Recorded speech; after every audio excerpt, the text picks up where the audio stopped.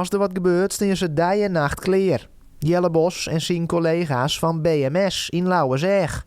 Tientallen keren per jaar varen zij uit om hulp te verliezen op het wetter.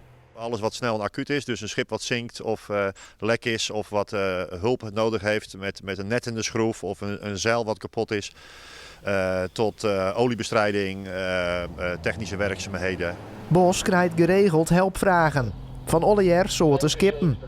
Het aantal hulpvragen vanuit de pleziervaart is de afgelopen jaren likwijls aangenaam. Bijvoorbeeld door de beschikbaarheid van de informatie, de kaarten. Vroeger werkte men een papieren kaart, tegenwoordig is het gewoon een real-time up-to-date kaart op je iPhone. Ja, dus men zit minder vaak aan de grond. Technische vragen kunnen via FaceTime besproken worden. Dus ja, daar zien wij wel een afname in. Aan de andere kant, als er dus wat ook is, dan is het ook serieus. En dan zijn we alleen maar meer nodig. Schiermonnikoog, goedemorgen bij mijn Vrijheid. We zitten nu in het Westgat, het zeegat tussen Ameland en Schiermonnikoog en de hoofdvaarroute richting de Waddenzee.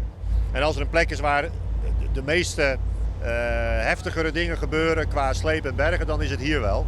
Een motor kan kapot gaan, je kan een net in de schroef krijgen. Er drijft van alles onder water, helemaal na die ramp met die MSC Zoe. Dus je kan ook een stuk touw of net van iemand anders in de schroef krijgen.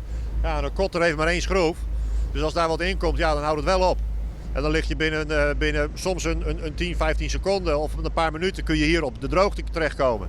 Het binnen lange en intensieve dagen, in uitdagende omstandigheden. Maar het werk zelfs maakt het een soort goed. Als je in een vliegende storm of harde wind naar een kotter toe moet om te assisteren en ze vragen jou hulp. Ja, dat is wel een dingetje. Dat is wel heel mooi en heel gaaf. Ja, en dat het ook nog lukt en je brengt ze veilig terug en ze zijn blij dat ze aan de steiger liggen. Ja, dat is gewoon fantastisch.